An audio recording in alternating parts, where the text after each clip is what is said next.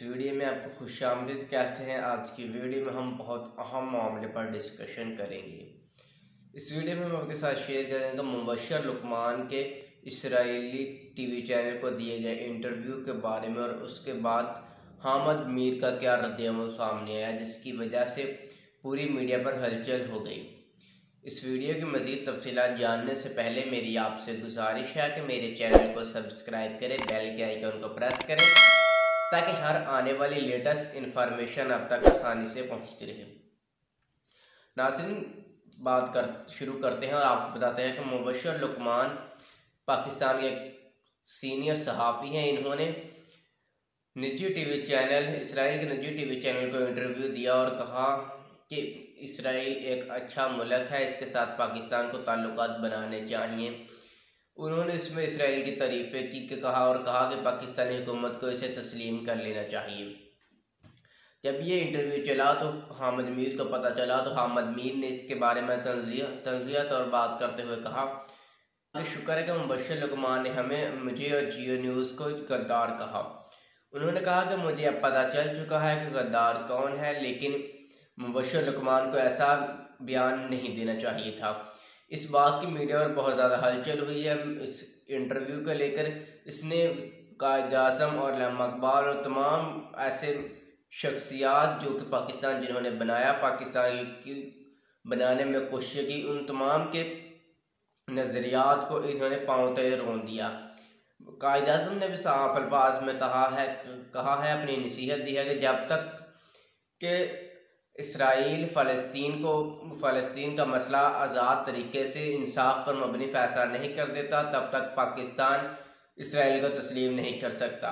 और 72 साल गुजर जाने के बाद पाकिस्तान अब भी अपनी इस बात पर कायम है। इमरान खान ने वाज़ेह तौर पर कह दिया है कि हम इसराइल को तस्लीम नहीं कर सकते जब तक कि वो फ़लस्तीन का मसला हल नहीं कर देते। इसके बाद आपको एक और अली मोहम्मद ख़ान जो कि एक वफाकी वज़ीर हैं, उन्होंने भी अपनी राय का इजहार किया और उन्होंने कहा कि उन्होंने भी मुबशर लुकमान को बहुत बुरा भला कहा और उन्होंने कहा कि मुबशर लुकमान की मैं इज़्ज़त करता था लेकिन अब वो इज़्ज़त के काबिल नहीं रहे। उनके टीवी चैनल को दिया गया बयान कि मैं मज़म्मत करता हूँ, ऐसा बयान नहीं देना चाहिए था।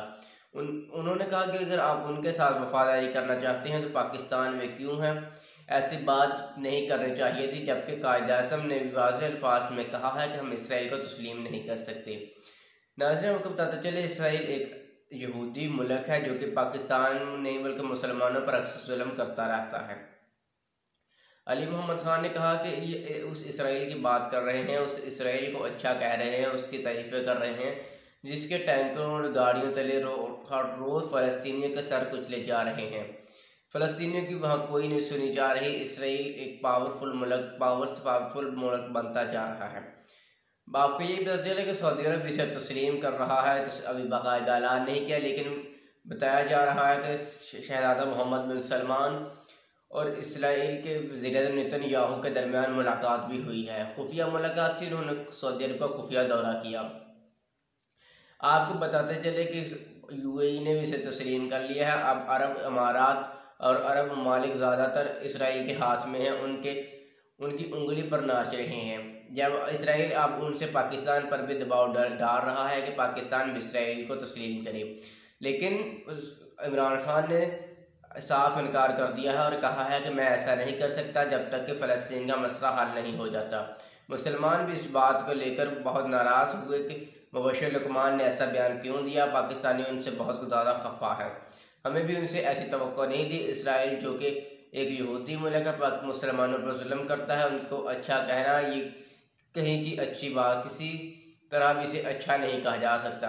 अगर आपको मुबशर लुकमान से आप इस बयान से खुश हैं या नाखुश हैं, अपनी इस राय का इज़हार कमेंट बॉक्स में ज़रूर कीजिएगा। मेरी डेली वीडियोस के लिए मेरी आपसे गुजारिश है कि मेरे चैनल को सब्सक्राइब करें, बेल के आइकन को प्रेस करें ताकि हर आने वाली लेटेस्ट इन्फॉर्मेशन आप तक आसानी से पहुंचती रहे। मिलते हैं नेक्स्ट वीडियो में, तब तक के लिए खुदा हाफिज़।